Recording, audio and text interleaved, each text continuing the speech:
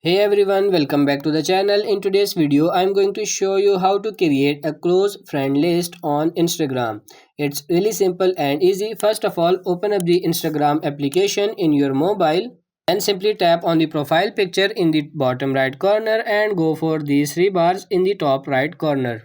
And now you have to scroll down a bit and you will see this option who can see your content, and the second option is close friends. So just simply tap on it, and now you can select anyone you want to add into your close friend list. All these friends here, or if you don't see, you can search it here, anyone, like this, and this person will appear on your list. If you press on this check icon, this person will be added into your close friend list here. If you tap on this check icon again, it will be removed from your close friend list. Or you can tap on this clear all in the top right corner and all your close friends will be removed from your list.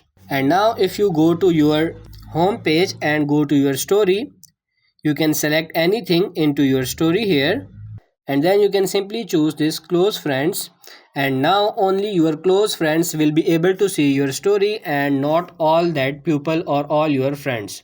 So that's pretty much it for this video. I hope this video was helpful. If it is, like it and subscribe to the channel. Thank you.